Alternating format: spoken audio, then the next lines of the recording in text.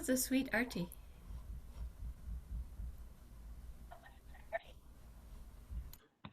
How is everyone today?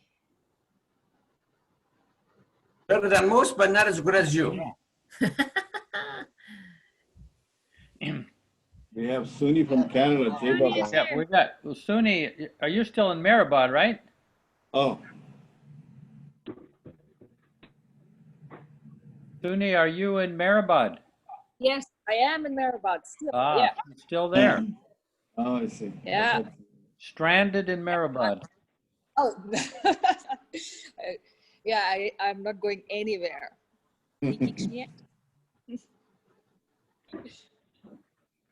Are you near the tomb now, or are you back at your place? I'm back at my place. I'll go later. I'll go in about 15, 20 minutes. Yeah. ఇది చూడలేదు అవుతుంది chatting లేకపోతే చేద్దాం How are you doing, Jeff? Good. I can't complain. I mean, can't complain. With Baba, we're the most fortunate. Somebody's got a bad cold. That was not nice. You know, I'm thinking that song, Sachidanand Paramanand Meher Baba Vidyanand. Do you know how that came about? Probably some of you do. Yeah. What happened is, in 1954, Baba gave this, he said that he would have this violent death and kind of very bleak news, and mentioned about 3/4 of the world being destroyed, and he came out with these kind of dire forecasts for things. And right in the middle of this, Baba asked Baukau Churi to go up to Hamirpur and at a gathering and speak about him. Now, Baukau Churi was just a night watchman, and he was like, freaking out about having to go up there and speak, especially under these conditions where everybody was going to be, inquiring about Baba and everything, and he didn't feel like he had any proper answer to give. So he was really worried, and he said, "Baba, you have to help me." Baba said, "No, I'll tell you what. I'll tell you what to say." And this was like, I think maybe a month or two in advance, and every so often, Baba, Baba would say, "Baba, what am I going to say? I'm not a speaker." No, don't worry. I'll tell you what to say. I'll give you what to say. All this time went by, and it got down, I think, to the last week, and Bao was really freaking out. He didn't know what he was going to do. "Baba, you've got to give me something." So finally, just before he left, Baba gave him what he was going, his message. "They'll want a message from you, Baba. So this is the message. Sachidanand Paramanand Meher Baba Vidyanand." And Bao thought, "Oh my God, that's it? I can't go up there and just say that."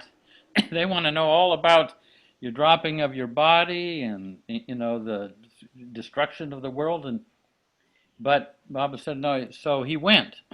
So on the way up to Hamirpur, there was one of the stops was at Jhansi. I think it's Jhansi. Is that right? That's right. That's right. Yeah. Yeah. And there was a stop there, and there were all these, Baba people that gathered at the train station. And they asked, "Well, what did Baba say? What did Baba have to say?" And he kind of reluctantly said, "Sachidanand Paramanand Meher Baba Vidyanand." And so he continued on the train. By the time he got to Hamirpur, the Hamirpur people had gotten Baba's words, and they had already made a chant out of it. So when he got up to Hamirpur, everybody was singing this chant, so the place was really rocking.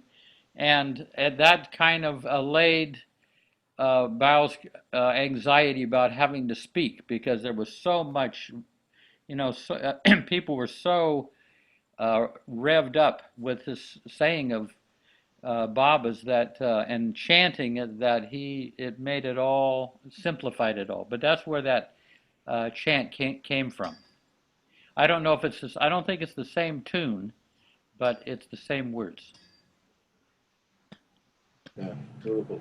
Yeah. Yeah, I remember the story now that you mentioned. Yeah. So, I mean, while you were talking, I had some trouble with the internet here, and I missed a couple of lines of your talk, perhaps. Somewhere around Jhansi, when they stopped, what happened? I mean, you said something, and then. Yeah, I mean, the train stopped at Jhansi, and the Baba people from that area had all gathered at the train station. And they were, imploring him, what did Baba say? What does Baba have to say? And that's when he said, Sachidanand Paramanand Meher Baba Vidyanand. But they must have telegraphed or phoned those words up to Hamirpur. So by the time he got there, they had already created a chant out of those words. Yeah, that's what I was perplexed about. How did they get that message without Bhav actually reaching there? Yeah. There Yeah, it got there before he did. Hey, Jeff, Yeah. could you write that out maybe in the chat? Is it written out anywhere? What I just described, Yeah, yeah, or the words? Or the words. the words. Sachitanand. Such it. Yeah, Prakash knows the language better. Give it to a native. Okay. Hey, Betty, I wanted to ask, you don't have any news then for whether you're going to be able to get back? I may explain Satchidanand Parmanand. Yeah, go ahead, Shams. Let me, Satchidanand is actually from three words, Sat, Chit, and Anand. Sat means truth, Chit means consciousness, storehouse, and Anand is bliss. So God or Baba is truth as well as bliss and consciousness. And then there is Parmanand. Parmanand means permanent bliss. Parmanand means extreme or infinite bliss. Parmanand. Yeah. And then Divyanand or Vidyanand, that means also divine bliss. So these are Satchidanand, Parmanand, Divyanand, Baba Divyanand. Jai Yeah. Baba. Thank you. Now, does Vidya mean knowledge, though? Vidya? Vidya is knowledge, Vidya yeah. means knowledge. Vidya means knowledge, and sometimes they use Divya. Divya means divine. Yeah. Beautiful. Thank you.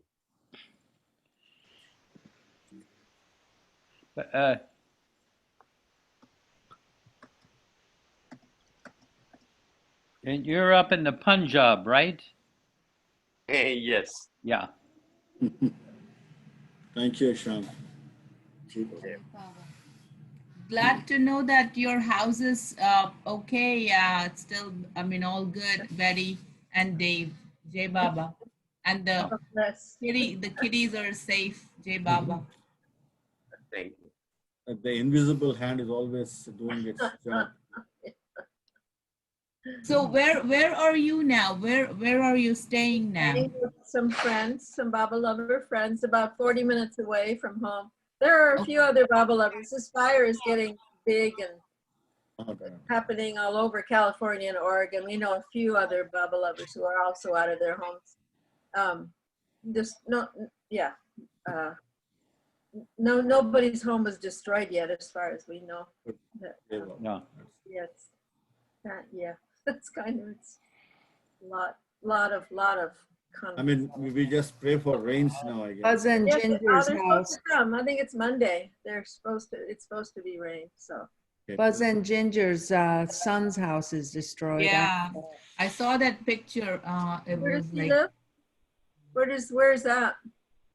you know, I'm not exactly sure where he's located. I assume up in Mariposa somewhere.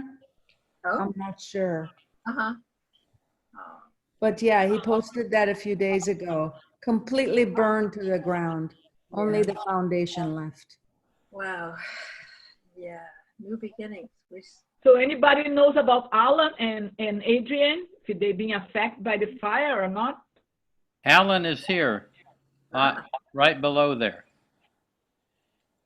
Alan, come out from behind Baba.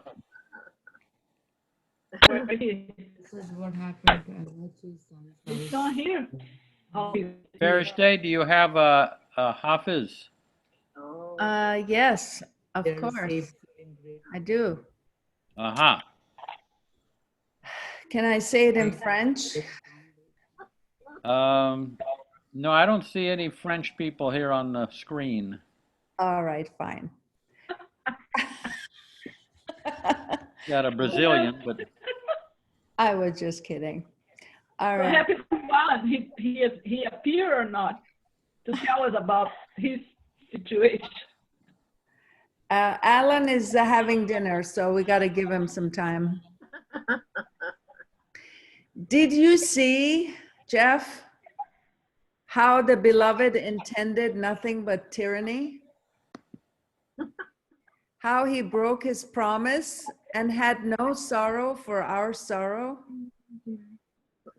Oh God, don't take him, even though he seized my heart like a pigeon, tossed it to the ground, killed it, and ignored the law that forbids hunting in a holy place. It is my luck that subjects me to such cruelty. Alas, my beloved is not accustomed to mercy or pity. Despite all the humiliation and suffering by his hands, my heart was not honored, no matter where it went. Where else it went, I should say. O Saki, bring the wine and tell the city watchman not to deny us, for this kind of cup is endless. Every wayfarer who failed to pave the way to his door became destitute and was forbidden passage into the inner sanctum.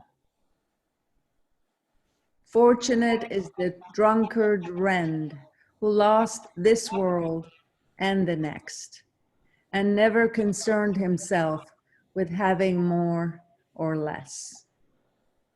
O Hafez, take the winning prize for the art of speech. The hypocrite had neither skill nor knowledge. Vassalam shotamo. That's a Farsi. Iranis will know what that means. Where's Owrang? Vassalam shotamam is it's the end. It's finished. I have nothing more to say. yeah. That was my addition. Hafiz Finish. didn't say that. Yeah. Beautiful. Thank you. You like that one? Yeah. Very nice. Yeah. Beautiful. The difference between Rumi and Hafiz is that Rumi writes about all the different aspects of life, and Hafiz just it's just, everything is about the beloved and the difficulties of merging with him. I mean, it's very specific. Yep. Oh, Ganesh has arrived. Puna is now Waking up. Jai Baba, everybody. Yeah. Jai Baba. Ganesh, I just want to kind of set everything straight with you. What happened, Farishta? You're scaring me. I love teasing you. Last time I said to Jeff, as you walked in, that he's in trouble because you have come. And the reason I said that, not because to be mean to you or anything, but because he was ready to leave. And I said, Ganesh has come, now you cannot leave. Uh-oh. Yep. I don't get any sleep. Right. Oh. Yes. 12:30, 1:30 in the morning. Yeah, so I don't know how late you guys went last night, but I was pretty much semi-conscious through the whole thing. This reminds yeah. Mara in her later years used to sleep very less because she wanted more time to remember Baba. Because she didn't want to spend time in sleep, but she could get that way more time to remember Baba. So she used to sleep less. Beautiful. That's a very You know, Mara once said that has never been a man. She's always been a woman. She said that herself? Yeah. How sweet. How come these things didn't get written down, Jeff? Oh, I'm sure you can find them. Somebody, they're showing up somewhere here and there, I'm sure. But a lot of stuff in the early years, the Mandali told us all these great stories, but they kind of vanished into thin air as far as no one had any recording equipment. It wasn't until later. And it was kind of extraordinary because this is the Advent. These are the stories of what it was like to be with Baba, and none of it was recorded. And if you were there, you couldn't be bothered with recording equipment. I mean, you were on the edge of your seat listening.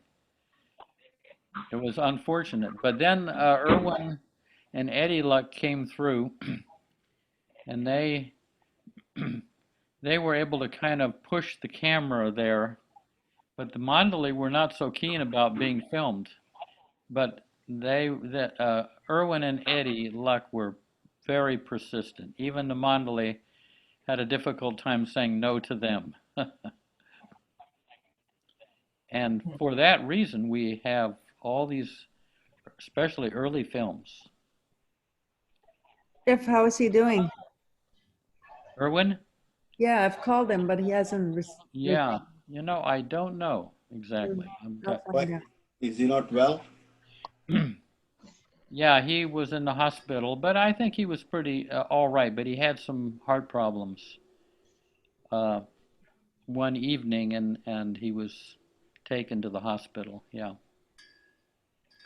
Okay, circling back to Mara saying that she has been always a woman.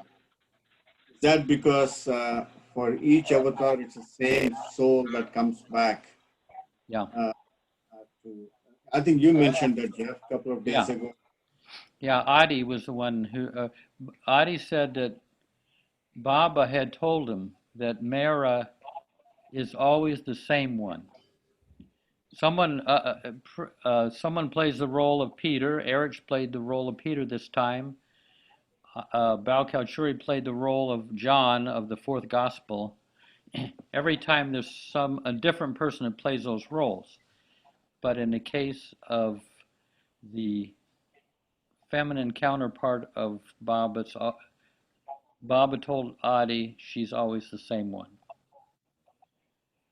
So Mara was Mary, Sita, Radha, and who was the feminine counterpart of Muhammad?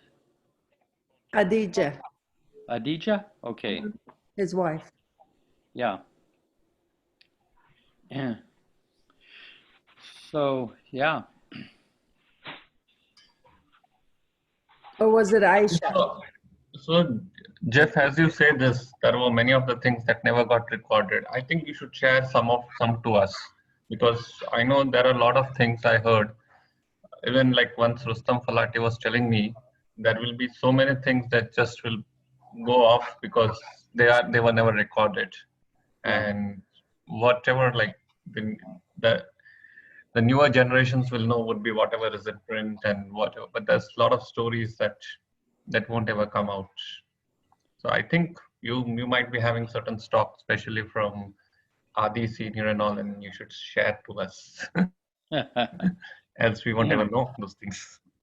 Hey, I'll tell you, thinking of Irwin and Eddie Luck, I'll tell you, I remember they were telling me this in the original kitchen. During the East-West gathering, I think Baba would meet with the Westerners in the morning and the Easterners in the afternoon. And so when the Easterners, their time came, all the Westerners had to leave. But I think it was Irwin discovered that, they went out of out from under the pandal, but they got behind the door, and they were able to look through the keyhole of this door, and they could see Baba up on the dais. So Irwin looked through there, and the moment he looked through, Baba turned and went like that. Oh well, you can't see it, but Baba went right at the keyhole. And Irwin said, "Now Eddie, look through there."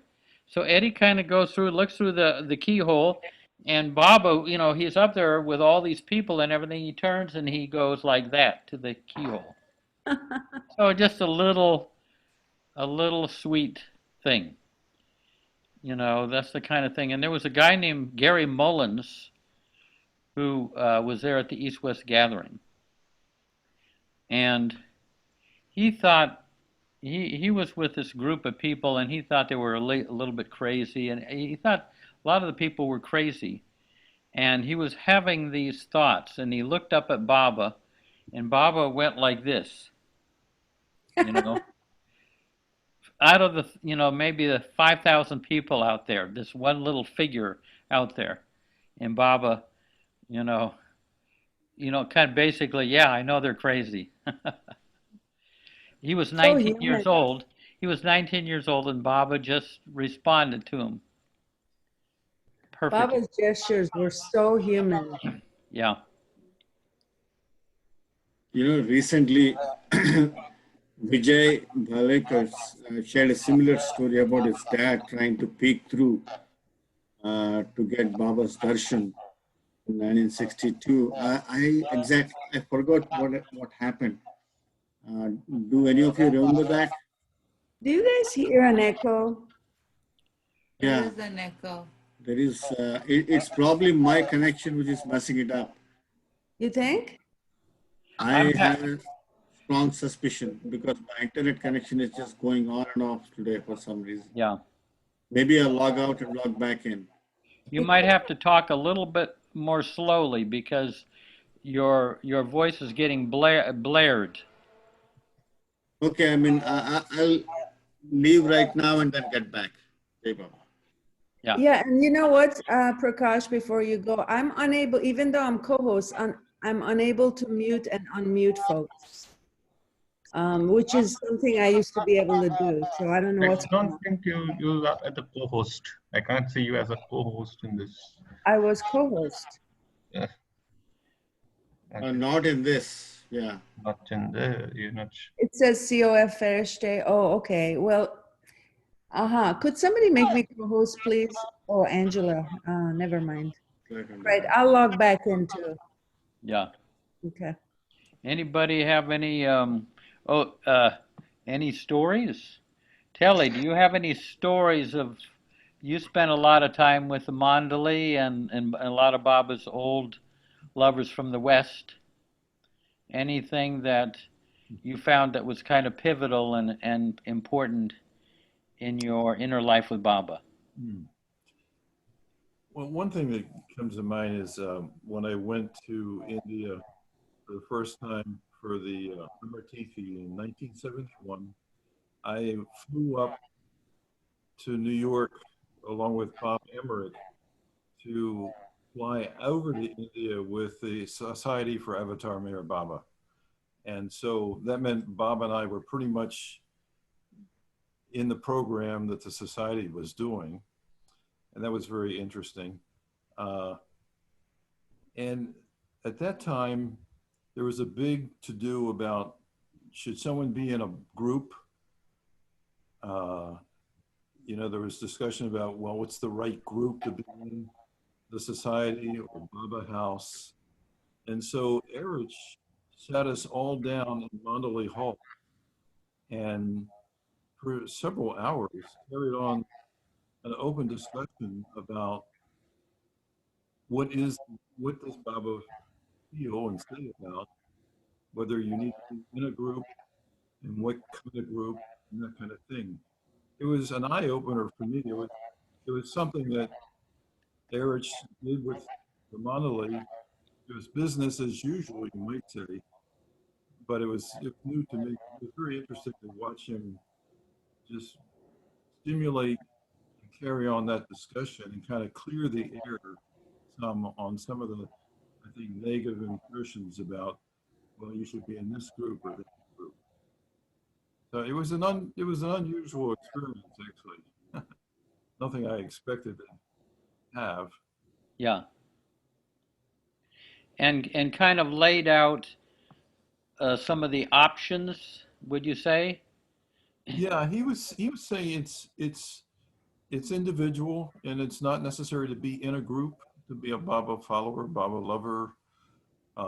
There's no particular group that has the straight road to Baba. You know, and it's up to the individual soul where they want to align themselves. Yeah. Yeah. I don't really remember much about the discussion, but more about how Erich carried on the whole thing in a very businesslike but loving way, very firm that this needs to be brought up and discussed. And unfortunately, there were very few people who would speak for Baba House, and everyone else was from the society. Except for Bob Emmerich and myself, and we came from Indian Piggy, yours in Washington, D.C. So yeah. Yeah, there's a Sufi saying there are as many paths to God as there are souls of individuals. Yeah. The other thing that happened was the society had a musical program that they were going to do. And although I had a guitar with me in India, I was kind of reluctant to be part of that musical presentation. I didn't really know the music. And so it might have been Larry Green, who I think was kind of conducting the whole thing.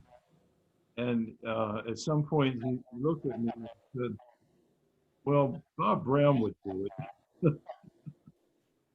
So that really hit me in the head. You know, Bob Brown, I really admired him, but I would say I was also a guy who has wonderful talent. And it kind of straightened me out and I helped out with the music. It made me aware that Baba knew where my weaknesses were, and that he's my guru. What's that? He's my guru. I've got to move. There are these motorcycles and Mustangs out on the highway. They're making so much noise, I can hardly hear.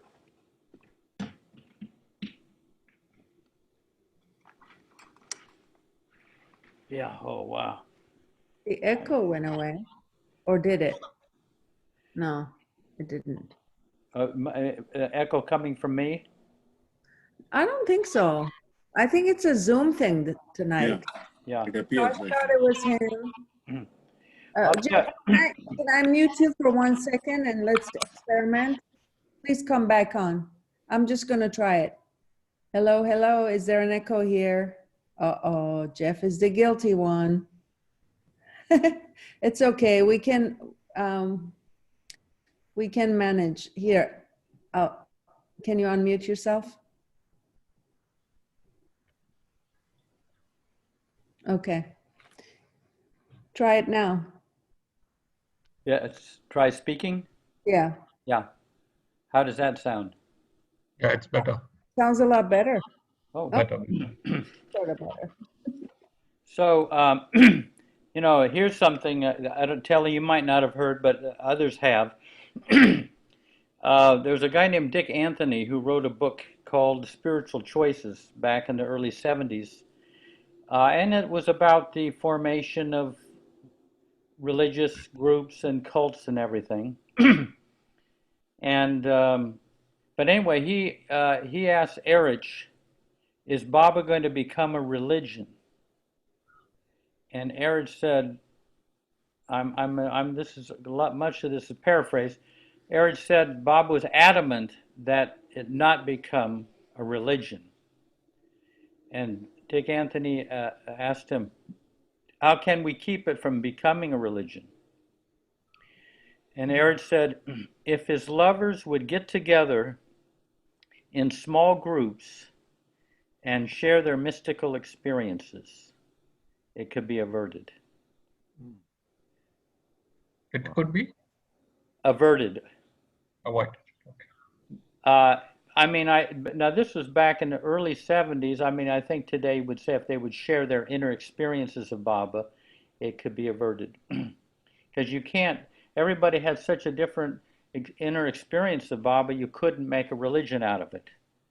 You know, and it's not so big that you have to, that a hierarchy has to get created. You know, everybody, I mean, Mani gave a talk one time at Lower Mehrabad to a lot of the Western residents. And because there were a lot of problems, you know, and territorial disputes, so to speak, and all that. And she described how the mandali related to Baba. And she gave the figure of a wagon wheel. Where, if you can imagine it lying flat, a wagon wheel, Baba is the hub, and the mandali are the spokes that, you know, are connected to the hub, and together they support the wheel. But she said, so that everybody is like basically connected to Baba, but they're all, she said, but no crossing of spokes. So you don't have a hierarchy, I mean a hierarchy of importance. You're loyal to Baba and you cooperate with each other, if that makes sense. It's different from the business paradigm, which is kind of a top-down sort of a management. So they all kind of had their independent relationship to Baba. They cooperated with each other, but they remained independent. In fact, I mean, the Mandalists used to say if Pendu and Padri got kind of close, kind of started siding with each other, Baba would break it up. He would circulate he would say that Padri has been saying this about you, Pendu, behind your back, you know, and he'd create a disturbance between them, and so they wouldn't want to be around each other for a while. Friction in the wheels. What? Friction in the wheels. Yeah, he kept the spokes all separate and connected to him. It's a beautiful. It's very beautiful and very profound, and what a great model for us to follow. Yeah. Yeah. Maybe then humanity will catch on. Yeah, it's completely different.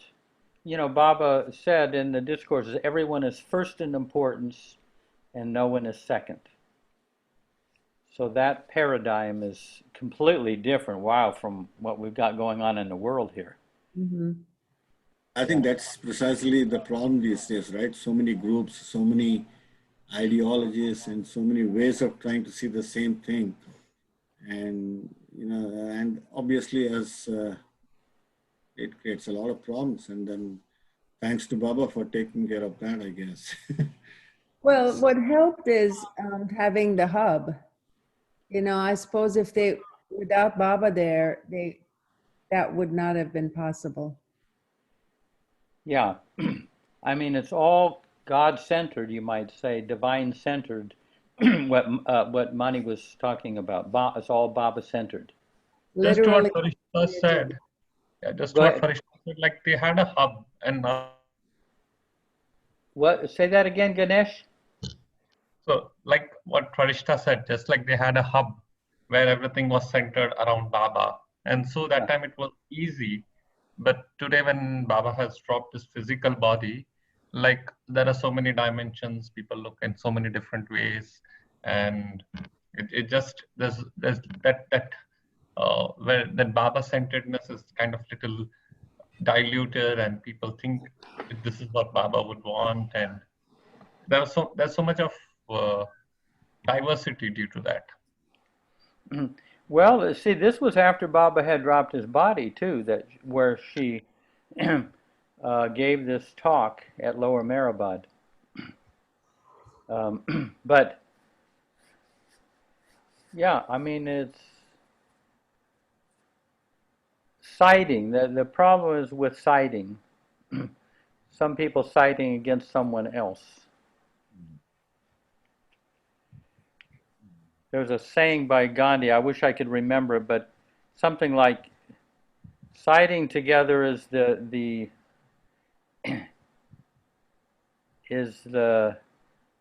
weakness of the cowardly.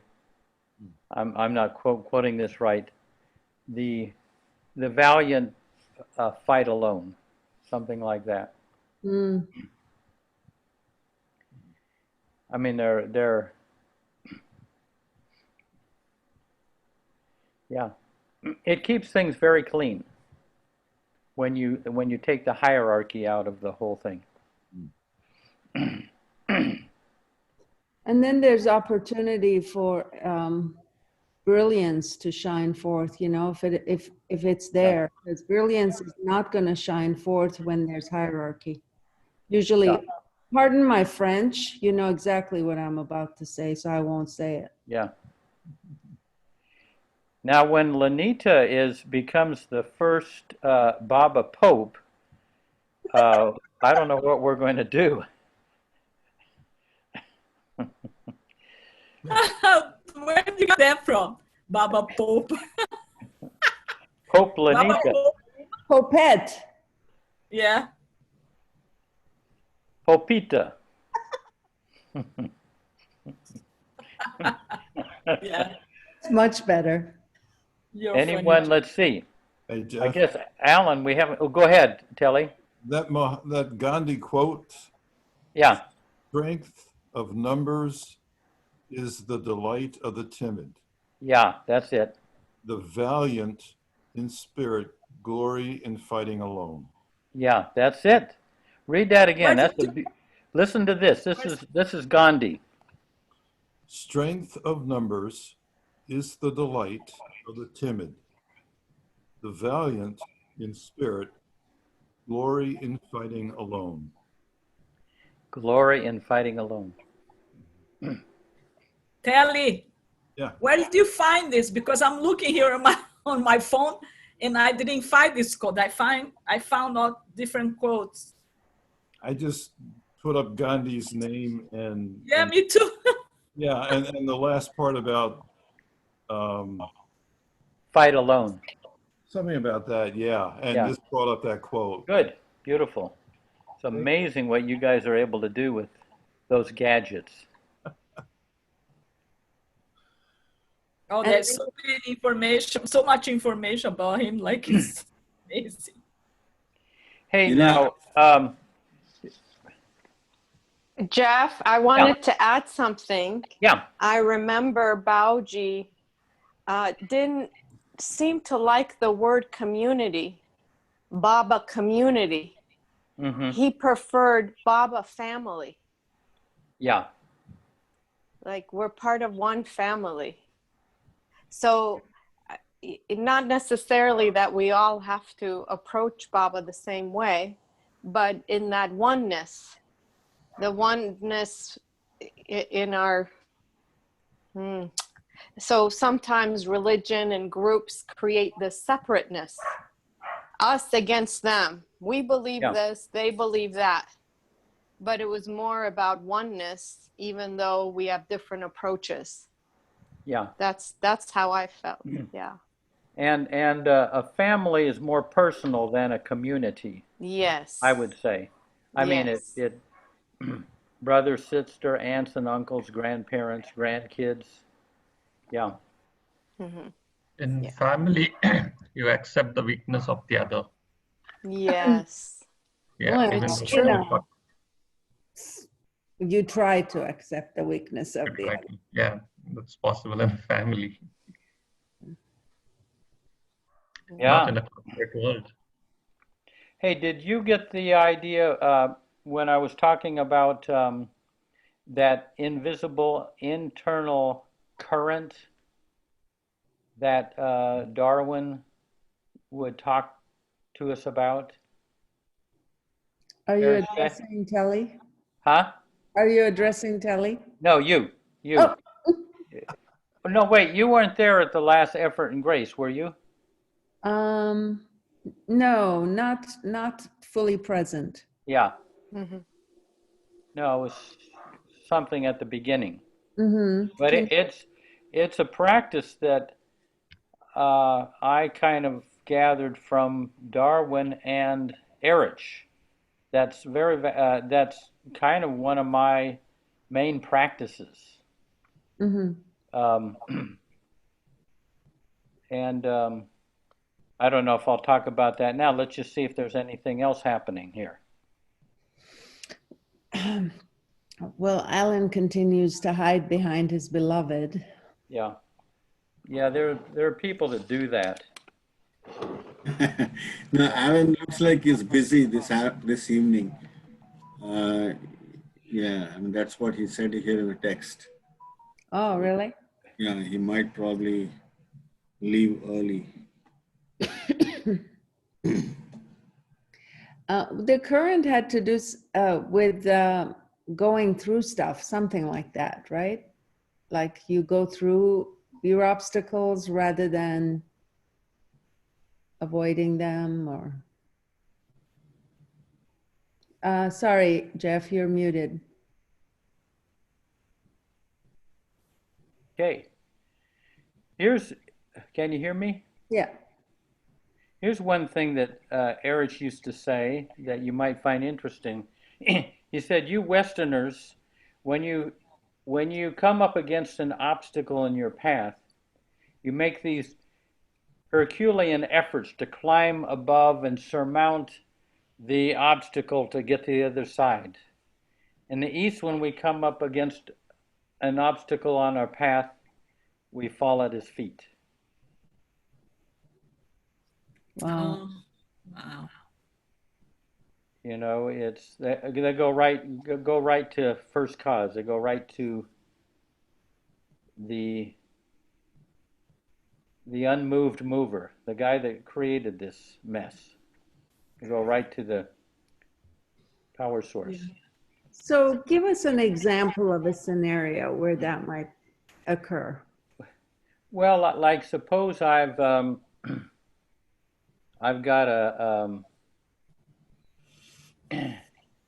a conflict with somebody, and so I'm going to try to work out this conflict with somebody, and I kind of sit down and we try to work it out, but it kind of gets messed up, and the conflict is actually gets a little worse in our trying to deal with it. Where we're trying to overcome this conflict, whereas you know what Erich is saying, in the East, you just kind of go to Baba with this conflict. Baba, you help to resolve this conflict. So you're bringing Baba into the picture to help. I thought you said you fall at the feet of your opponent. No, you fall at the feet of the master. Uh-huh. Fall at Baba's feet. Well, Take it directly to him. That I can handle. Yeah. Yeah.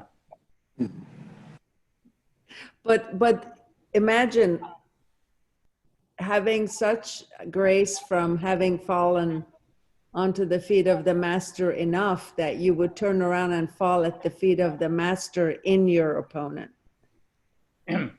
Yeah, yeah. Wow. Well, there's the line that Baba gave to Arnavas. It is nothing to give in when you are wrong, but it has spiritual value to give in when you are right. That takes a bit of doing.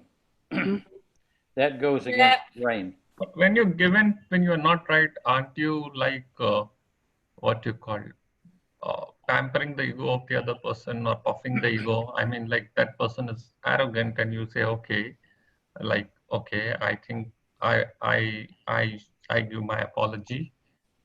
I think I'm wrong and you are right and all that, and then the other person feels like his ego gets more puffed in that.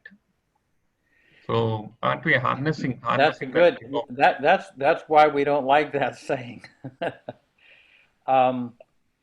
You can still give in without relinquishing your viewpoint. No, means aren't we harnessing the ego of the other person when we give in? So the person will always say that you were trying to correct him, and then that person never got what you wanted to say, and he was defending himself, and now you say to him, and aren't we harnessing the ego of the other person when we just give in? Not really, because I think it kind of disarms you. If your opponent suddenly gives in, it's very disarming. I think fighting inflates the ego, but making peace is very disarming to the ego. Yeah, I think there's a point there, because if I accept without, although I'm right, then initially, like, it looks like you're giving in, and the other guy may have his ego boosted, and then the process is all going wrong, it appears. But I think it stirs up some thinking in the other person and starts to say, I mean, all said and done, the guy probably knows that he is wrong, but he's just taking a stand based on his ego and everything. So the giving in process perhaps stirs up something in other soul, and then they might probably respond and realize the mistake, and they may not come back and say sorry, but at least you have set somebody in the right path, hopefully, by giving in. Yeah. Yeah. Well, I think what Farishte says, that if you lock horns with them, you could complicate the situation all the more. Right. That's if you kind of get into fighting. If you get into a fight with somebody, it helps if you can give in and not join the fight. Mm-hmm.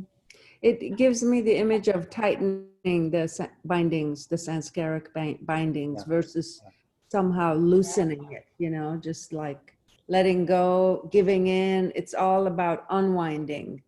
It's a looser. Very. But it doesn't mean that you don't stand up for the truth.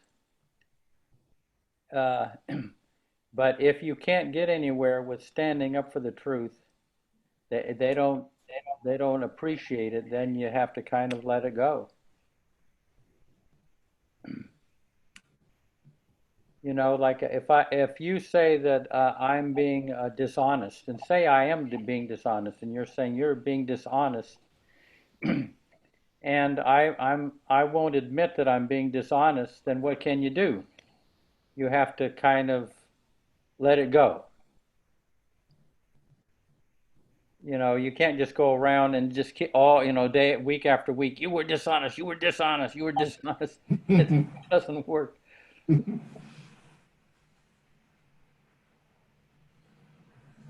Wow. So Jeff. Wonder, yeah. Who said that? Who said that? Said what? I'm gonna tell you. Oh. Or anybody. Hate the sin, love the sinner. Yeah. Hate the sin, but love the sinner. Yeah. You know who said that? Yeah, and it's been translated a little differently. Condemn the action, but not the man. That's Gandhi. Yeah. Condemn the action, but not the man. It's a beautiful Yeah. distinction. Yeah.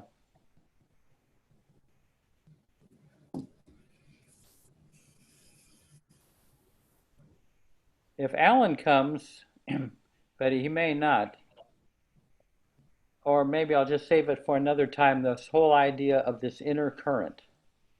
Because it's I find very, very helpful in my own life all these years. What? Focusing on the inner current. There's an invisible inner current in each one. Darwin used to say, but the inner current of most people is going this way, toward I, my, me, and mine. And the current gets stopped. That current has to be reversed to flow out to life and flow into Baba. But that's just, I'm just laying, that's the, just. How you recognize this current, the flow of the current, if it goes in or going out, how you recognize that in yourself, how we know that? Yeah, here's how it is. Say you're right there and you're in a kind of nice state. What if someone came through your door that you have a very painful history with? Suddenly something stops. And what stops is that current. You might not have been aware that there was a current prior to that, but the moment they step in through the door, suddenly, you stop. And then it's important to begin to flow out toward that person, because whoever you don't flow out to, you diminish yourself by that much. But you flow out to them, but at an inner level, but you may have to keep them at a distance from them on a physical level. You know, Jeff, Yeah. There's a visionary artist who has a book about auras and so forth. She draws pictures and she can perceive the energy field around people. And, she draws these pictures. If people are close and loving and so forth, the aura around them is very full and beautiful. But if there's anger or some kind of a negative feeling, the aura kind of shrinks. Yeah. And it's jaded and the color changes and it's just all yucky. So is that what we're talking about, a current? Yeah. Yeah, what I would say, it's from the heart area. It's not in the head, it's in the heart area. And it's kind of like a fusion of love and inner vitality. That's there. And for many people, it's very stalled. Some people, it's receding, that current. And but I'll go into this sometime when Alan is here. But the idea is to get that flow going and, proactively. It can be done with Baba's name. It can be done with the prayers, kind of get things going. Singing can get it going. Playing volleyball can get it going for some people. So Jeff is like, it's like not absorb the negativity, If you say that somebody comes with a very bad dark energy, and you try not stop your loving current going out of you, going to Baba, So that's what it is, more or less. So you don't give into the negativity. You don't mix you with the negativity. You keep yourself out and try to resolve the situation with your presence, with your loving presence, instead of putting more food in the fire for de-escalating the violence, or the aggression. So that's what it is, more or less. It's possible to flow through that negativity. Yeah. To flow through it, even though you keep a physical distance from that negativity, say, I'm giving an example, but it's possible to flow through the negativity. So because what happens is that that flow gets hit. It hits. I don't like that person, and the flow stops, and you become smaller. But it can even be your own thoughts. You know, oh, I'm such a lousy person, and the flow just stops. I'm a lousy person. And so Darwin was saying, and Eric too, you got to flow through that. Don't let it stop your flow. How do you flow through that? I'm still What's trying that? to get. How do you flow through that? I'm still trying to get. Like here, there is a energy that's like kind of blocking your energy, the blocking the current, and how do you flow through it? Yeah. How do you? Go ahead. Was Prakash saying something there? No, I think so. No, we heard from Dinesh's phone. No, but I thought I'll also say something now that you mentioned. Yeah. But I think the way of flowing, I think, is because I experienced something recently, not necessarily here, but happening elsewhere. But I was part of the talk that was going on, and later, I mean, it took a while for me to figure that out. But then we all went into the silent mode, like you said, keep a distance to the negativity. But then, and then I suddenly realized we communicate on all levels of consciousness, you know, I mean, physically, subtly, and also mentally. So you can also send those, remove the negative thoughts about the person, even though you distance yourself away. And you are at least removing the thought that I hate the person, but you would simply send, you know, positive thoughts to them. And then you're probably communicating at a mental level, even though physically you are separate from the person and then wouldn't want to be part of that action. So, and like, I mean, almost like what Baba said, start learning to love God by loving those whom you cannot love. So at least in the mental regime, we can send those nice thoughts over to that particular person. Well, you know, my thought is, you know, it's often hard for me to love right away. So if somebody hurts me or breaks my heart or something, you know, or says something that offense is really the ego thing, but just really hurt my feelings, let's put it that way. And it, you know, it's like, it's really difficult to do it at that moment. I tend to just back off for an hour, a day, or 2 days, but I overcome it within a period of time. And I'd like that time to be shortened to nothing. That would be not progress. Yeah. To just not take anything personally and just flow as though it's nothing, like be a duck. If you keep in a state of love, go ahead. You can keep if one can keep oneself in a state of love, forget the object. So then he can maintain himself in that state, irrespective of the person, whether it is your friend or foe. Yeah. Beautiful. Whatever he is doing. Yeah. If you are in a state of love, the objective is immaterial. Ultimately we have to reach that stage that you become love personified. Beautiful. Yep. And so you are unidentified with the person. Whether you don't like him. Yeah. Yeah, it's not, it doesn't become dependent on what's outside of you. Yes, you are dependent on yourself, and you are love personified, and that love is the Baba's love, which is radiating. So everything it takes care. Yeah, beautiful. Well said. Yeah. Yeah. And to build up enough of a force field of that love and vitality so that it can flow through things and not get stopped by any object. I mean, that's a whole work in itself.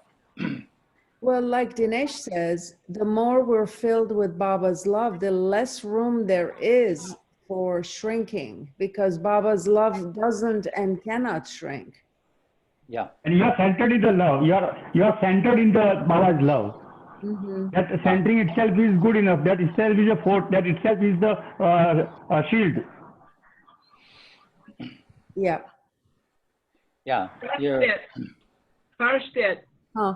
What's the last time that he said that? I have a hard time to understand him.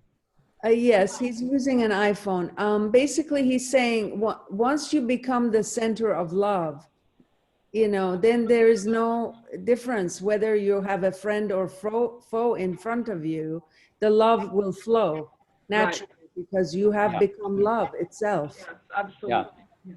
So, and also the light will transmute the darkness. You know, the light is stronger. Yeah. Than the light, than the dark. So I can't, you know, if you had an idea of how to make this transmute, you know, instead of being an enemy, you transmute that his energy into light, you know, also. Yeah.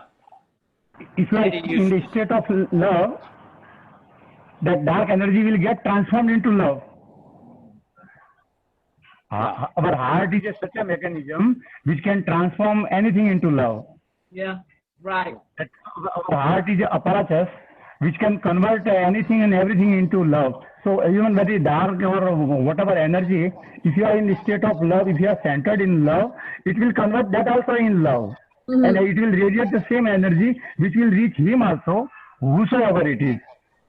Yeah. Even though it is not directed to particular person. Yeah. Yeah. It's very hard to keep from Baba, you know, when people came with a certain intention of either finding fault with him or, you know, mocking him or whatever, you know, they came with a certain agenda. And as soon as they got in his presence, all that was forgotten. Yeah. Yeah, Baba's flow was a little overpowering. All of you. Can you, yeah, really. I think it's this way.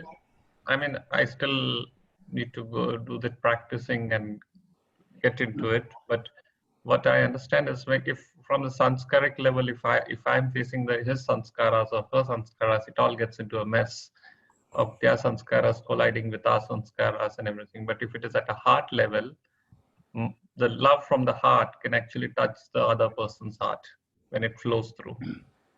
And love is really not sanskaric.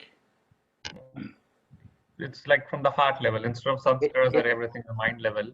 It can flow through walls. It can flow through things. Good well, I won't get into that, but it's taking things personally is the difficulty. Yeah. Taking things personally, or, you know, reacting. That's where we get trapped. And that's the whole lifelong work. How to not react, how not to take things personally. How to just give love and not expect a certain response from others, because it may not come. You have a lot of experience in this department, Jeff, because you deal with people, different people every day, you know, at the center, working at the center. You like, you know, like you encounter different kind of people all the time. You know, they come and go, they come. So you get all this, you know, you have to deal with the personalities, the sanskaras, their ego, you know, that come up when they are at the center. You know, normally things are coming up us, you know, out of us, you know. Baba is working through us, you know, when we are in this holy places like, you know, the center or India. So I think it must be hard for you, you know. A lot of strong personalities have come here to the center. How do you do that? I've said many times, in order to enjoy my fellow Baba lovers and all the people that come here, I've had to lower my expectations, and it took me 20 years to lower my expectations and to increase my acceptance Wow. of human behavior. Why? So that I could enjoy my fellow Baba lovers, you know. But basically, the killer is my standards, my expectations, my value system. I've had to stop applying that to other people. Yeah. You know, I mean, and Wow. because, you know, like if I've got some standards and someone comes along and violates those standards, then I've got a problem. Yeah. You know, it's better not to have the standards, try to be loving, but not have these fixed standards in relation to others. How about in relation to yourself? I apply my standards to myself, but not so much that I get a bad opinion about myself. I mean that I depress myself. In other words, I don't want to have standards that are impossible for me to live up to. That, because then I would create a sense of incompleteness. Oh, well, I wasn't as friendly as I should have been. I wasn't as honest as I should have been. I try to go, what's the next level of honesty that I can actually move toward, not way up here? Or what's the next level of generosity that I'm capable of? Not the ideal of generosity. That's, you know, that can be too far. I mean, the idea of creating these ideals for ourselves is to court disappointment. Yeah. And a bad self-image. They have to be accurate. I mean, they have to be doable.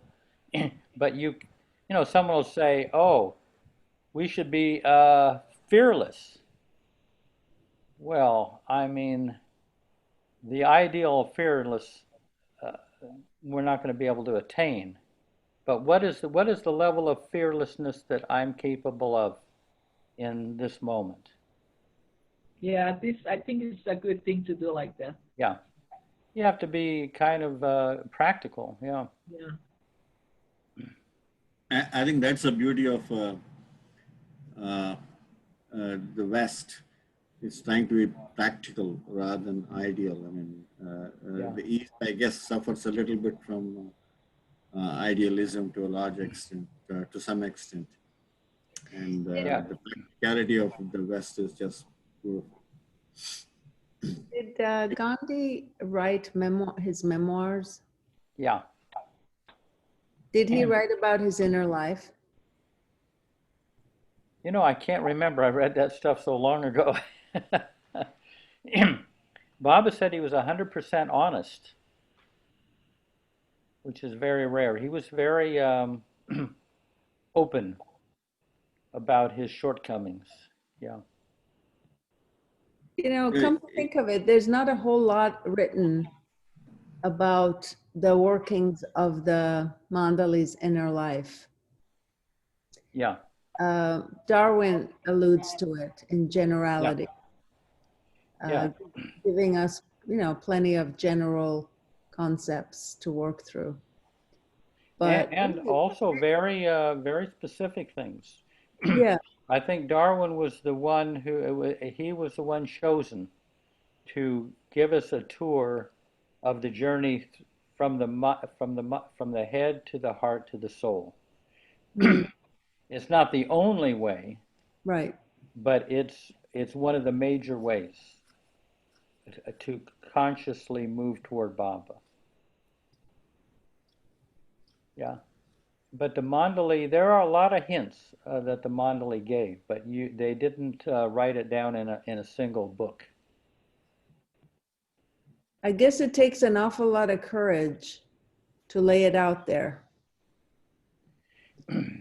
And, you know, in very specific terms, you know, I guess I'm asking you guys if you know of any saintly type person who wrote about their challenges and their, you know, inner life progress explicitly The Yogananda. and honestly. Saint Augustine. Is Yeah, very, comes to mind. very Yeah, contemporary. Mm-hmm. You can read Saint Augustine, and he could just as well have been a contemporary person. Yeah. So how about Yogananda? He wrote his biography, and he didn't write about his inner experience, his inner life. He talked a lot about his inner experiences, divine experiences, you know, communion experiences, but not about his inner workings, which, you know, tells me maybe some of that wasn't still quite apparent to him, even himself at that point. I don't know. Well, he was. Was that? Dinesh is saying Osho. Osho. What about Yogananda, Jeff? Yogananda must have come into this life already with a great affinity for the divine qualities within himself. Mm-hmm. So he didn't have to deal with the lust, greed, and anger, fear, worry, all of that. He was already kind of attuned to the positive divine qualities in himself. If you recall in the autobiography, though, when he was young, he tried to impress his sister. Mm-hmm. And, you know, his sister didn't believe that he had any kind of a, you know, higher powers or anything. So he said something about a boy, you know, tomorrow there will be a boil on my arm or something like that. And, you know, she's like, oh, yeah, right. You know, you're so clever. I remember that. And then the next day, you know, sure enough, and it turned out to be such a bad boil, he never could get rid of it. Yeah. He slightly misused his powers. Yeah. Payam, how you doing?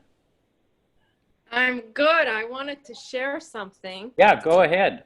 You were talking about keeping the flow, you know, ever since I started coming to the effort and grace and putting some things in practice. So, you know, keeping the flow with your husband, it's a challenge, you know, and he's this person that I love so dearly, and yet I can get so triggered.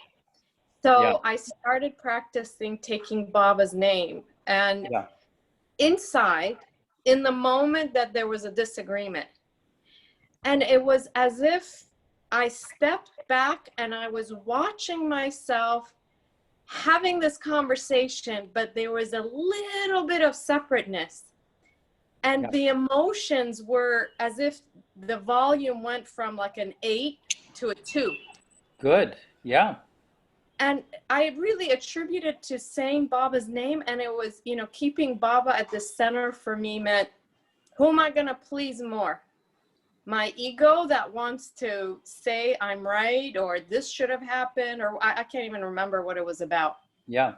Or, you know, bite your tongue, don't say it, keep calm.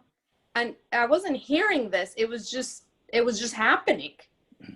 Yeah. And were you saying Baba's name inwardly or outwardly? Inwardly, like simultaneously that I was even talking.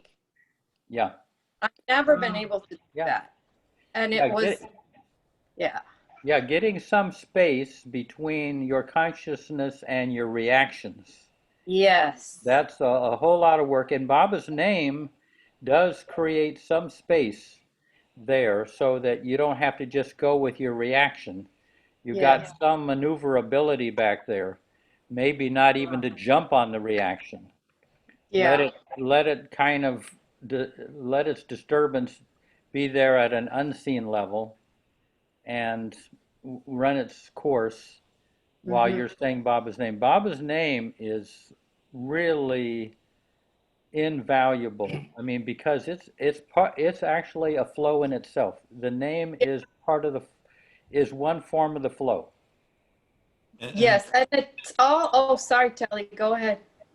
Oh, just that Baba himself took his name. Yeah. Oh, He's invested it a lot, you know, all those years he has invested his name with so much charge that Baba said, my name is more powerful than I am. Baba said. Mhm. But here's the thing too, that Baba brought home to me. That's another story. But when you say his name, he comes. Yes. It's not like this name is some abstract thing there. He responds to his name. So if you want to know if you want Baba to be with you, just say Baba. You know, if I say Lanita, you know, I get her attention. Well, all the more with Baba. Yeah. In a way, we're kind of nudging him. It's not like he comes to us. Accepting Baba people. Oh, Say can that you- again? If I move too much in the house, okay. You also said something about accepting, like Baba people for where they're at. Yeah. But it reminded me about, you know, Wendy Haynes Yeah. said that when she met Baba, Baba said to her, I wrote this down, always keep cheerful in my love. And over the years, she's reflected a lot on what that means for her. And she said, for me, it means not allowing myself to be dragged down. And by not to be dragged down by what he brings up. Yeah.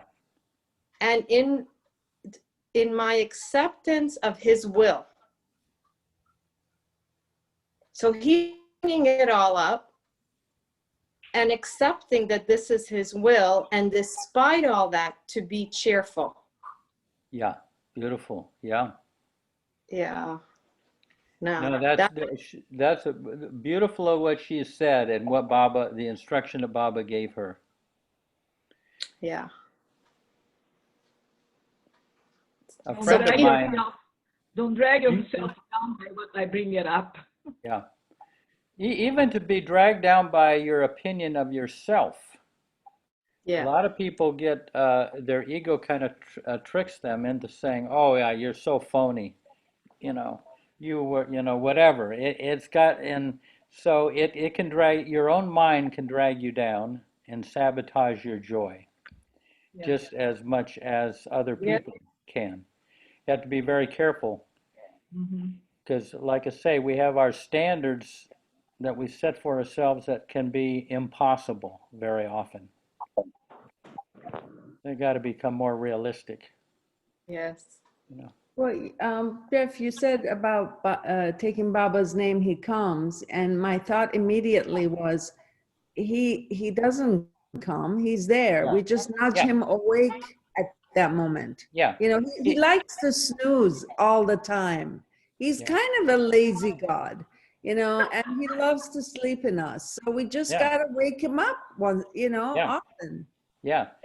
By saying his name, you are waking him up in you. Yeah. You know, although he's never asleep. We're the ones that are actually asleep. We're the ones that are dreaming. And his name is waking us up to his presence in us. Okay, Jeff, then is there a difference in remembering him and taking his name? Because I found that there is a difference. Because when you're remembering him, you're remembering his story, you're watching his film, you're watching his picture. But taking his name can be a total different thing, where you're just taking his name, maybe internally or maybe loud or something, or writing down his name. So I found that remembering and taking his name they are overlapping, but they have their own difference. Yeah, no, you're right.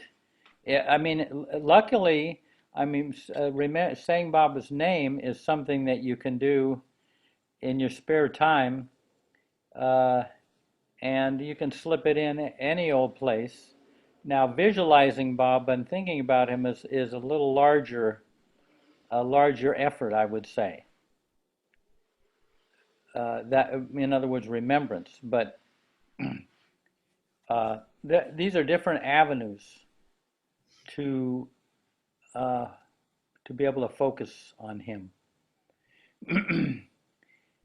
Any old which way.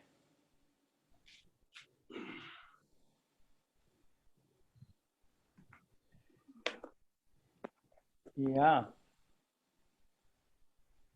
I wonder. And is it like, I mean, I'm still one thing. What if I'm just seeing a Baba's photo? Is it like, is it less powerful than just taking his name? Because Baba is stressed on taking his name, but I might be watching a Baba movie, which is like meditating on him. So is that a difference sometimes of like, this is Yeah. how the mind gauges, Yeah. but Well, it has taking to his name do is with the most powerful thing. it has to do with how much love is in the process. You might look at a photograph and it's just kind of just an image on the wall, although at another time you see the photograph and it really is more alive for you. You know, sometimes you might be saying Baba's name a little bit mechanically. Another time you actually feel it more. I mean, it's kind of where the heart is at in the doing. You know what I found interesting, Jeff? Mehra being such a wonderful example for us of personified lover. And even though Baba was, I'm sure, fully within her, she still adored his pictures and talked to his pictures as though he was in the picture. Yeah. Yeah. I think any way that can keep that aliveness with Baba going. Photograph, movie, book, poetry, a walk, interacting with others. One of the things that Erich was really impressed on me is monitor your interior.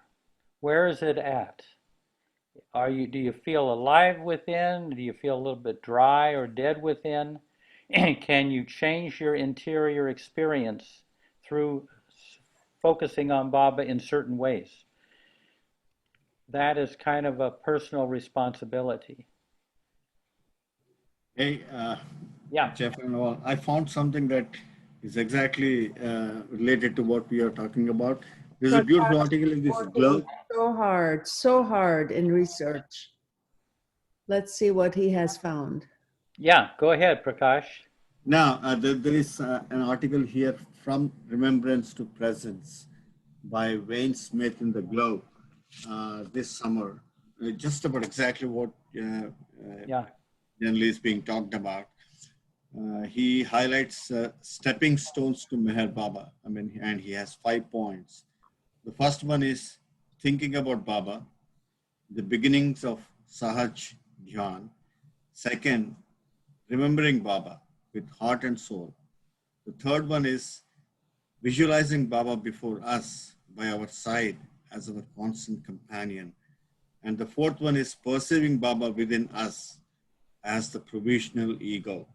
And the fifth one is imagining Baba in all things and everyone. And to Ganesh's point, there is a little bit of remembrance and thinking. So here he goes, perhaps the difference between thinking about Meher Baba and remembering him is that one is primarily done with the head and the other with the heart. Let me read that again. Perhaps the difference between thinking about Meher Baba and remembering him is that one is primarily done with the head and the other one with the heart. The first stepping stone relates to what Baba calls Sahaj Dhyan. But he also refers to the basic practice of thinking about him at certain times of day as its beginning. So maybe this term could be used as an umbrella for all these stepping stones, not just the first. And he further goes, there are 4 quarters of day, and there are 4 divisions in man's physical state: childhood, youth, maturity, old age. There are 4 quarters that Kabir calls the signposts. The first thing is the morning when you get up. before doing anything. Think for 1 second of Baba. Baba is then worn by your soul. Early in the morning, dress your soul with Baba. At 12 noon for 1 second, do the same. Do it again at 5 o'clock. When you retire, do it also. If you do it, I'll be always with you, and you'll feel my company all the time. Do it for 4 seconds every day. Then you'll be in the world. Yet, Baba will be with you all the time. This is the beginning of Sahaj Dhyan. I mean, we obviously talked about it in Effort and Grace, and I guess we talked about it yesterday. Yeah. But this is a beautiful article. Actually, I recommend if you guys get hold of it. This is Summer 2020 Globe. Very beautiful. Yeah. I mean, what's beautiful is everybody's trying, just, trying to find a way to draw closer to Baba, trying this thing and trying that thing. It's, it's very absorbing and adventurous, and see what works. What worked in the morning might not work in the afternoon, as far as the remembrance of Baba. Well, maybe we could do a sample of people telling us quickly what's their best method. Prakash, is that okay? Prakash, can I ask you what's your sure method of drawing close to Baba? I mean, I really think remembering him is probably the best way, because at times whenever I try to stumble and fall, like it happens to me sometimes, I try to mentally visualize him, and successfully I found out these days, whenever I have a thought that is not to my liking, obviously not to Baba's liking, and because of this habit of remembering him, I could, sort of cut the thought at its source in a way. I mean, not necessarily the source because it's already come, but then immediately I could bring him into the picture and stop that from further becoming big and big. So remembrance for me just works. And I honestly try to do it in the morning when I wake up, and again at 12, because I have this smartphone like we all have, which reminds me, and then at 5, and then before going to bed. And that, to me, is the most easiest and natural way that works. Thank you. Beautiful. Yeah. Kelly, what do you do? What is your trick? Well, since Effort and Grace has that same thing about the morning, noon, and 5, and at night, dress my soul with Baba. So I run that through my thinking. The other thing that helps me, though, if I'm having a real hard time with, maybe the mood or some music or something, I'll start singing the Western Arti. The Western Arti is something that really grabbed me when I first came to Baba. It's 12 o'clock. It helps me to recenter. Payam booted out. She didn't want to tell us her tricks. Oh man, I guess I'm next up on the board. For me lately, it's been drawing Baba, just really getting lost in his face and his beauty, really getting into it. So of course, translating Hafiz is a great boon. And invariably in the morning and at night is my Baba time. During the day, I'm way too busy to even, I do Baba work, but I'm not thinking about Baba or remembering him. I'm just doing the work. Yeah. No, this is the way to spend your life. Yeah. Lanita, tell us. You're muted.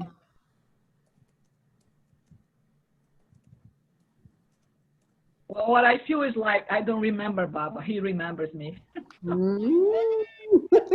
Because, I never searched for Baba. He found me.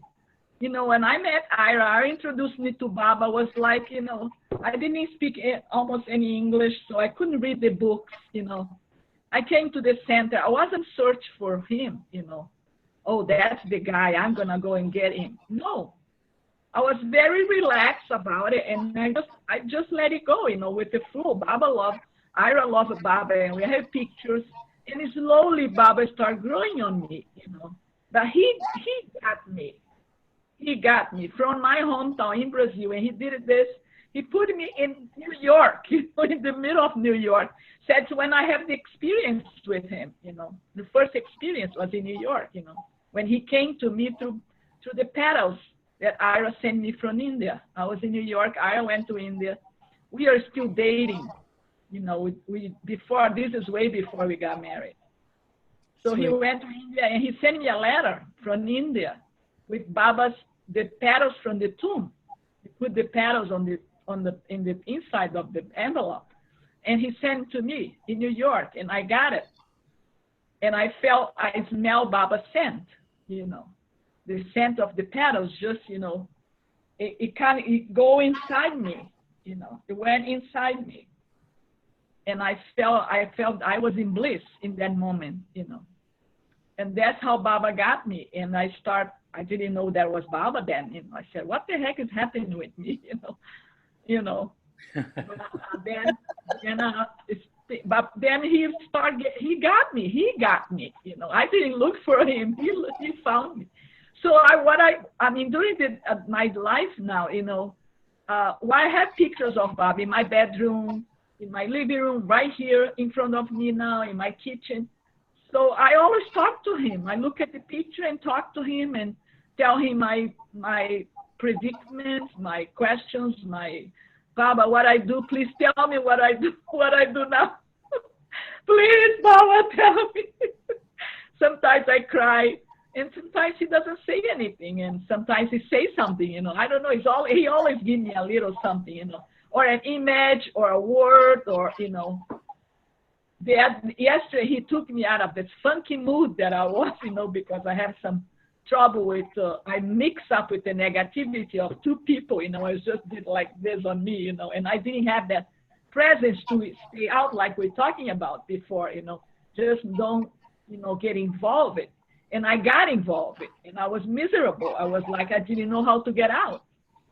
And last night during the arti, Baba got me out.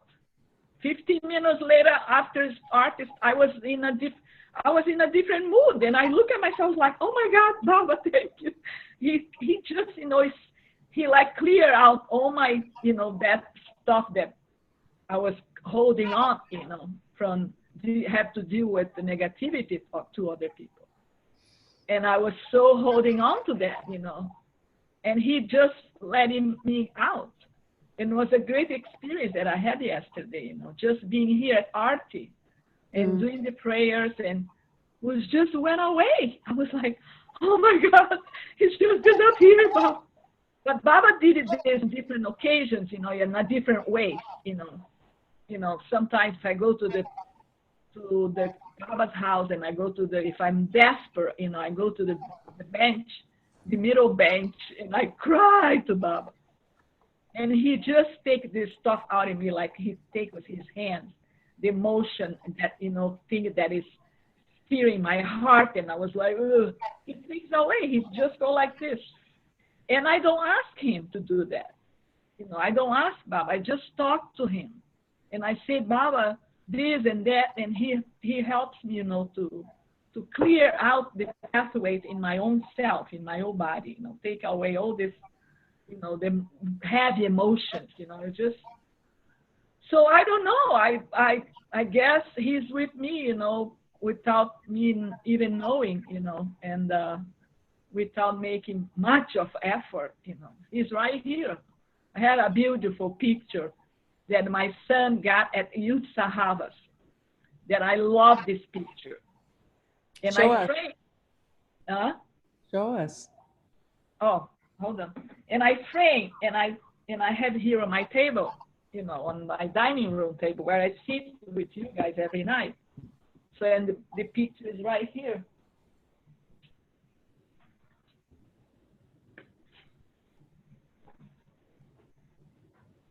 Oh, that one. Can you see? Yeah. I love because Baba is looking right in our eyes. You know, if you look at him, he looks directly to you. And I love that because I look at him and he's looking at me right away, you know. Mm-hmm. So it's the picture it's big, you know, that I put that exact picture on Jim's desk. Oh, you did? Exactly that picture. Yeah. Pandurpur, 1954, I think. Yeah. So that mail my son got at U Sahavas, you know, and then I took from mail.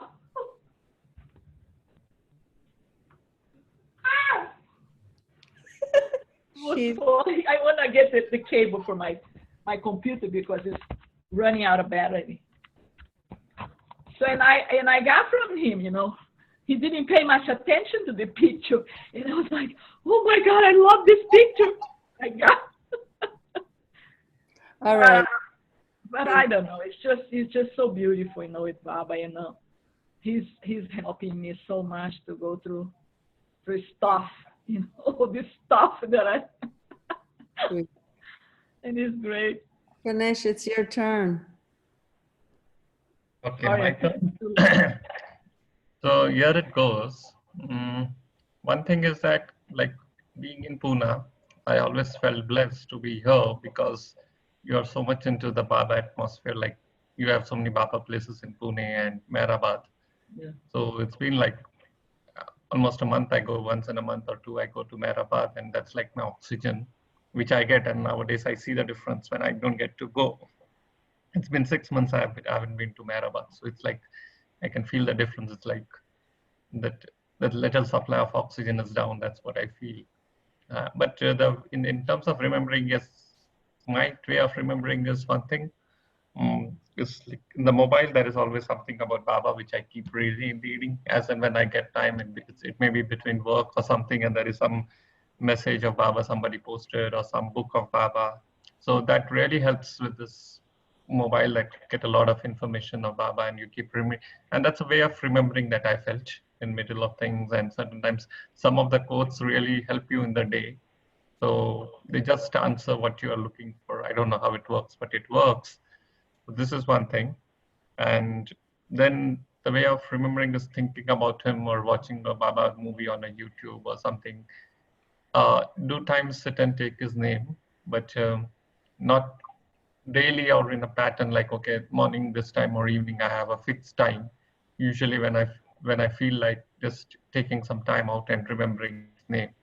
So that is what, and it's mostly reading about Baba, knowing about Baba that I do a lot. So and thinking, of course. So that's my way. Beautiful. Hey, Baba. Jeff, you're not going to get off easy. What do you do? Me? Yes, you. Jeff. What was this guy's name you guys are talking about?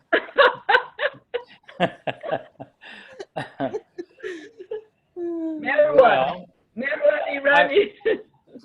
I mean, you know, the Sahaj Dhyan, you know, I began that back in the, 1970s. So you do have Baba's presence with you all day, at will. But well, I wake up, I wake up very early, and I start with Baba's name. And I've said before, I wake up kind of groggy and heavy, and I don't really get too many hours sleep, especially thanks to you guys. But I start with Baba's name and to clear the deck. I mean, to transmute all the impressions I wake up with until I get Baba's presence kind of solidly within me. So that Baba's presence is what fuels my day, and not the sanskaras I wake up with. So I mean, I don't, even if it takes an hour or two I wake up early enough so that so that I have made it from out of the sun scars over into Baba's presence. And so then I start my day from there. So what you're saying is Baba is your coffee. Yeah. Yeah, I wake up. Yeah, I don't like to start my day, I mean, you know, venturing out until I feel I found that place with him that's kind of beyond my mass of sanskaras, you might say. Try to break free of that. Get to the ocean first, and then start my day. That's wonderful. Wow, this is wonderful. And Yes, I don't want to forget that. What's that? What? I don't want to forget that ever. Go to the ocean first. Yeah, go to the ocean before you first. start your day. That's great. I love that image. Yeah. And of course, in my spare time, and this doesn't always appeal to everybody, but for me, saying Baba's name emanating from my heart is a ongoing often with my in-breath and out-breath, you know. So even if I become aware of my breathing, then I automatically put Baba's name into the breathing, in and out. Wow. And then there's that you know, where Baba said, you know, dress your soul with Baba. Well, when you do that for so many years, then your soul is kind of dressed with Baba throughout the day, and the interior becomes kind of hollow, a kind of warm hollowness, and you feel a little bit more like a shell rather than 150 pounds, you might say.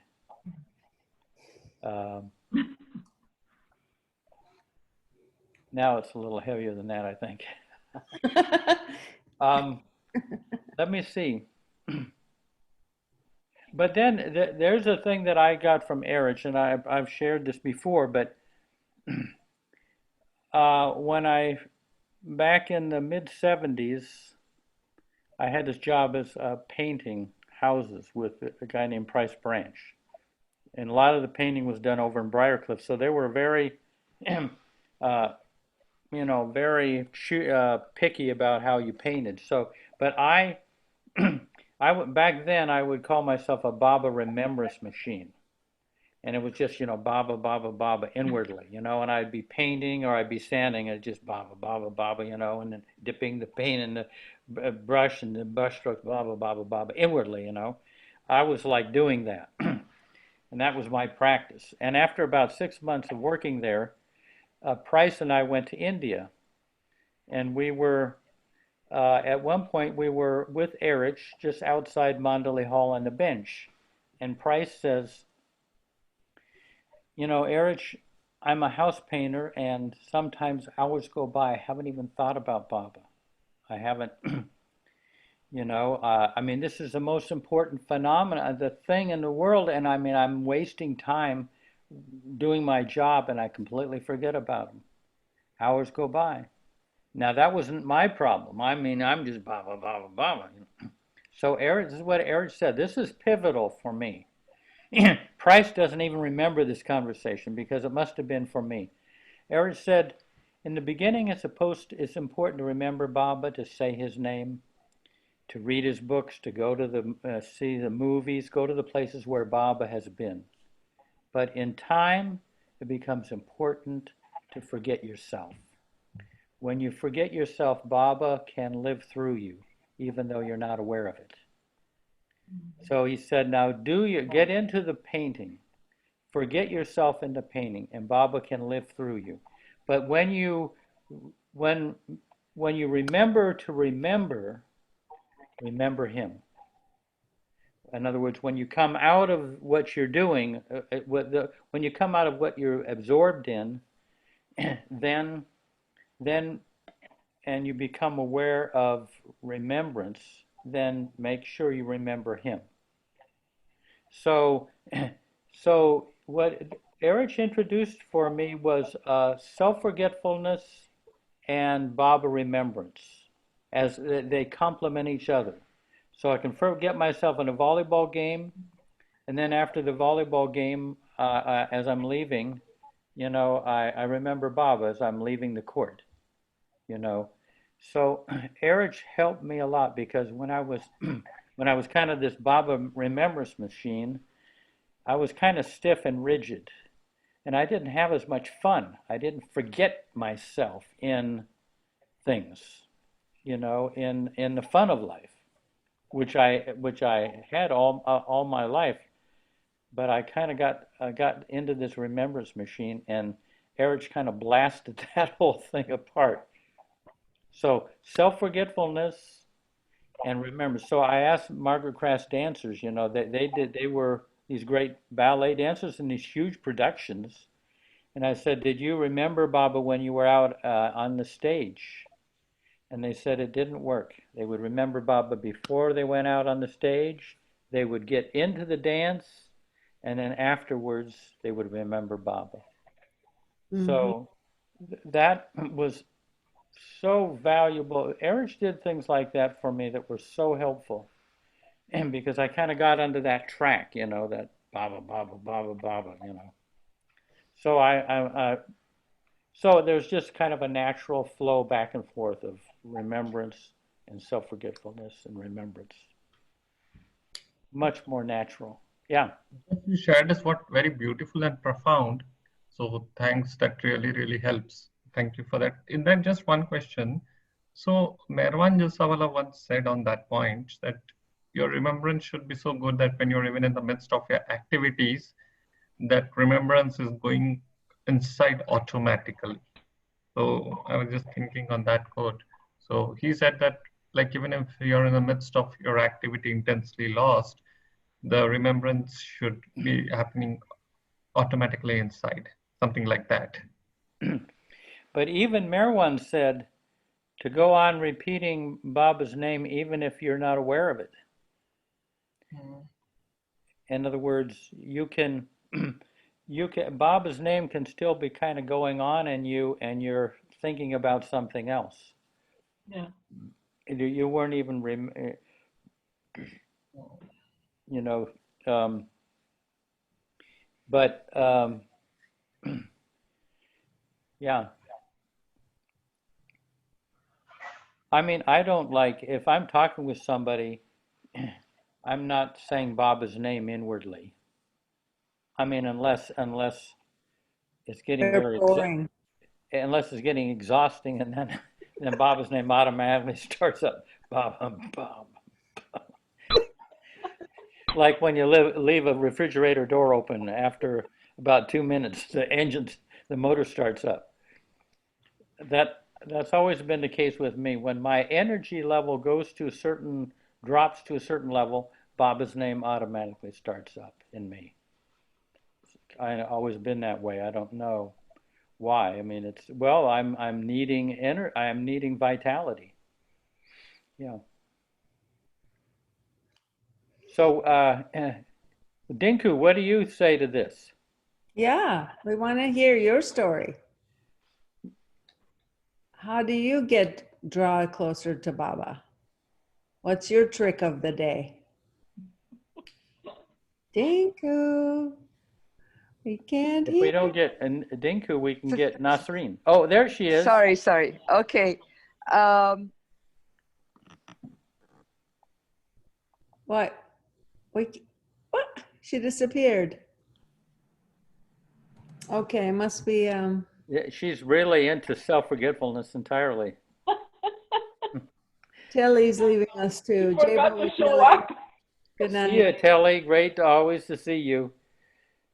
I'll be leaving now. So, you have to go, Ganesh? Yeah. Yes, I have to take a I got to go pretty soon. What about Nasreen? Thank you, Jai Baba. Thank you, everybody. Good night, Jai Baba. Okay. So I usually remember Baba all day long. When I'm washing my dishes, when I'm doing, anything at home, I always remember Baba. Beautiful. I can feel it. I bet Baba just finds it delightful that you're there. That reminds me of Darwin and Jean Shaw. They just remembered Baba like a couple of kids, kind of just like Nasreen is saying. Mm-hmm. Yeah, in everything, everything that happens, I know that's supposed to happen. I'm just surrender to him. Yep. Beautiful. Thank you. Yeah. Wonderful. Beautiful. Thank you. What about Dinku's back. Dinku? She's back. Oops, she's gone. Magician tonight. Disappearing. Hey, Connie Clem, are you there?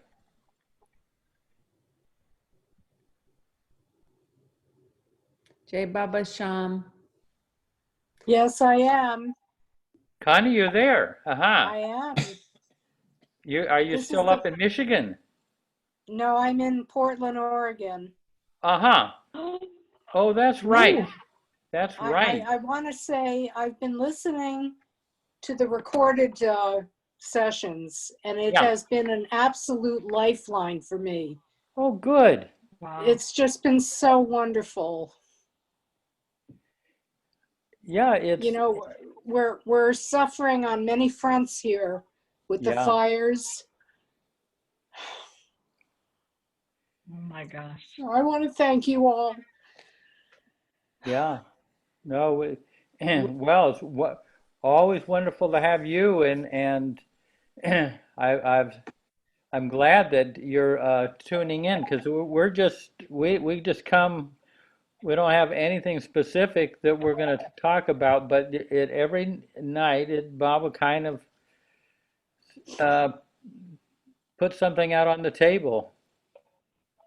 Connie, we've been praying a lot. During Arti this morning, I asked everyone to pray for the fires out west. And obviously, the West Coast is in big trouble. And I'm sure there's more than just the fires going on there. So my heart is with you all. Yes, thank you. Yeah. Do you want to talk about it? What's that? You want to talk about it a little? I'm not sure what to say. Yeah. Where are you in Portland? What part of the town? Yeah. Southwest Barnes. Just Southwest 4 miles from downtown. Yeah, so Southwest is a little safer, right? For the moment. Yeah. Oh my goodness gracious. Yeah, earlier that, Many Baba friends have had to evacuate. Yeah. Are the rioters staying put, or what is that also going on? I don't know about tonight, but it went for 101 days. Yeah. Yeah, we've been following that. Oh my goodness.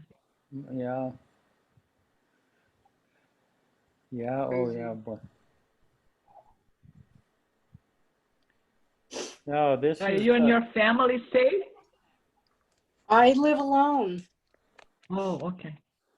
Then you don't have any family members around you in the same town?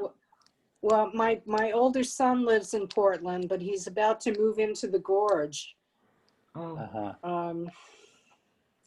And my younger son lives in San Francisco, where it's really, really bad. Yeah. Wow. Yeah. And do you know Marnie and Doug Frank? Oh, absolutely. Oh, good. They're dear friends. Yeah. Yeah, so you're connected. I mean, there's you're connected with everybody then. Yeah, we have a wonderful Baba community here. Yeah, beautiful. Family, I should say. Yeah. As you pointed out earlier. And these times are really bringing our family closer together. Yeah. Yeah. I mean, a lot of these people I haven't been able to spend this much time with, you know. And some people come on the screen here, they haven't seen each other in 30 years. They met each other 30 years at the center, and then their trips have never overlapped since, you know. And Yeah. there they are, you know. Yeah, thank you, Baba, for inventing Zoom. Yeah, this is making the most Just of it. in time, you know. Well, wonderful to hear your voice. I hadn't heard your voice in a long time. Yeah. Thank you so much for having these sessions. It's, Yeah. as I say, it's been a lifeline. Oh, good. Yeah. For us as well. Yeah. Yeah, there's not much other, some evenings there's not much happening, you know, just Lanita's just over there counting her money, you know, for the umpteenth time. And Jeff getting less sleep.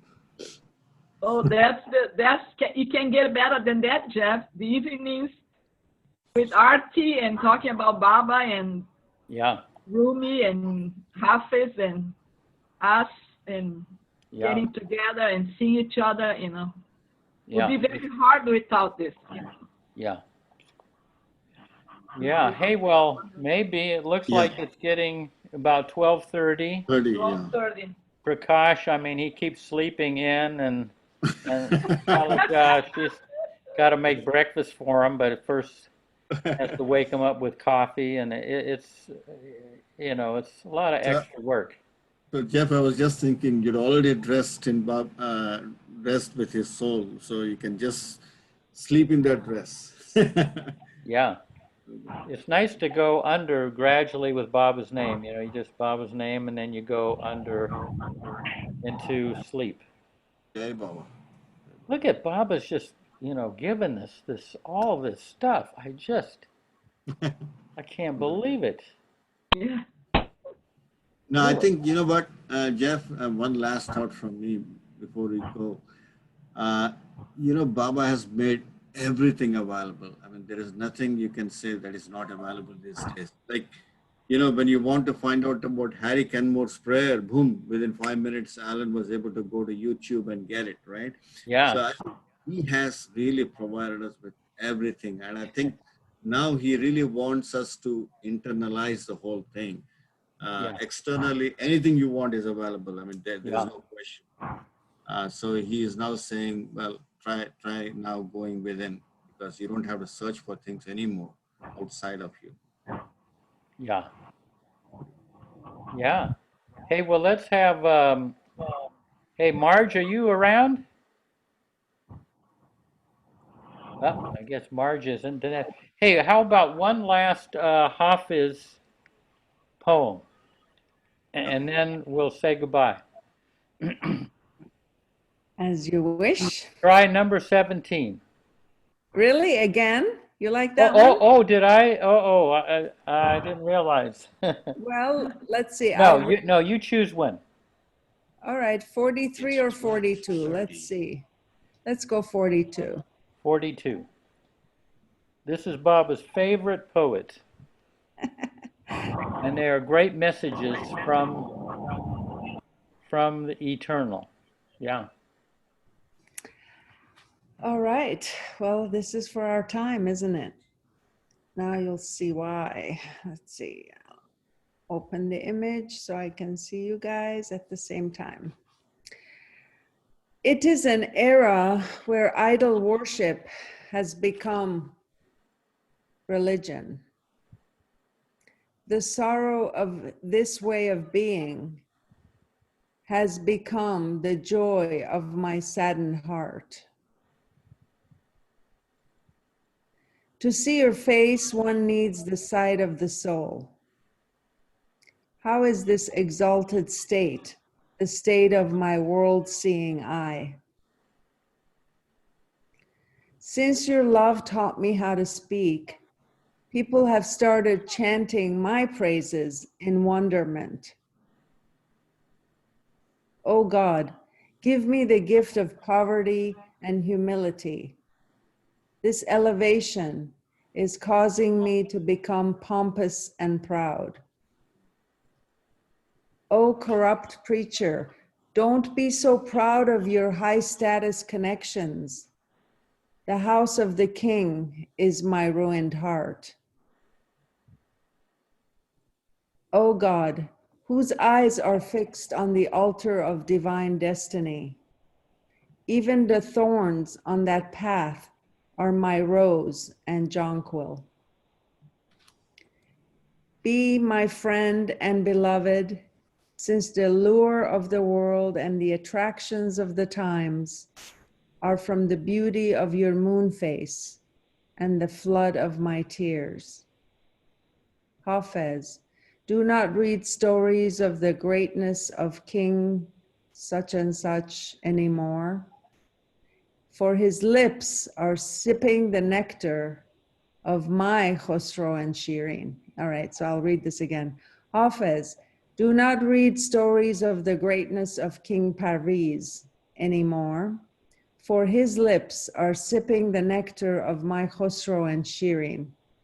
The tragic love story of Khosrow and Shirin is written by the 13th century Persian poet Nizami, and Hafez is implying here that even the great King Parviz is also tasting the nectar of Hafez's love poetry.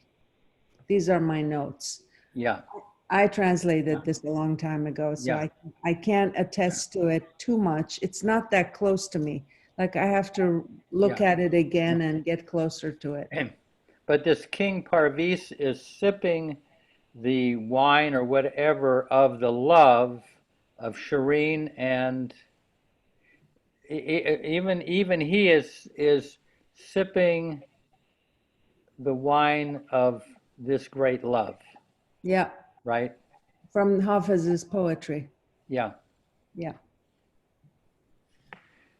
Well, I guess, yeah, I don't, it's funny, you know, it's like 12:30, but I usually don't get tired at all.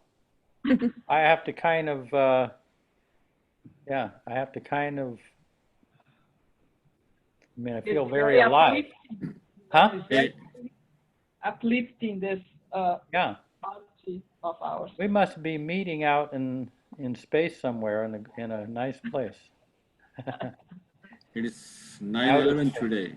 Inner space. We're meeting in inner space, the internet.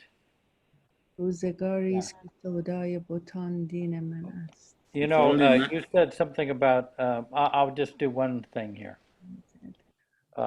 Your poem of Hafez reminded me of it. You know, not to be pompous and, you know, have humility. Mm-hmm. I once asked Erich in Mandalay Hall, I said, you know, we all know how Baba treated Bao, you know, and he would ignore him for long periods of time, find fault with him over this thing and that thing. He could never do things right. How did Baba treat you? What was your relationship to him? I mean, how did he relate to you? And Erich said, Baba was always very good to me. I had self-knowledge.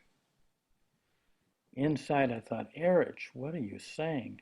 But immediately said, I knew that I was a scoundrel. And whenever I did anything wrong, I knew. And I would look over at those all-knowing eyes of Baba's, and I knew that he knew. So what was there to say? Mm-hmm. And he wasn't being cute, you know. In other words, I mean, what I gather from Erich is, left to his own devices without Baba in his life, he would be Erich, and he would live only for Erich. You know, but because Baba's in his life, he's an entirely different person. You know, if it weren't for Baba, Erich would be a scoundrel. If you take Erich independent of Baba, he's a scoundrel. He's going to live for himself. but because Baba is in him. You know, he's a much different, much changed person, you might say. Yeah. Okay, I gotta go. Good night. Good night, everybody. Thank you so Yeah. much. Thank you, Marge, Payam. Good night, Nasreen, Connie, Dinesh. Jai Baba. Jai Baba. Jai Baba, Dinesh. Good Baba, Bye, everyone. Alan. It was nice having you there. This reminds me of how we used to say goodbye back home in Chicago. We would, before bedtime, we would all lay down in bed and we would shout out from one room to the other. All the neighborhood kids, we would call out to them and say, goodbye, Jocelyn. Goodbye, Cynthia.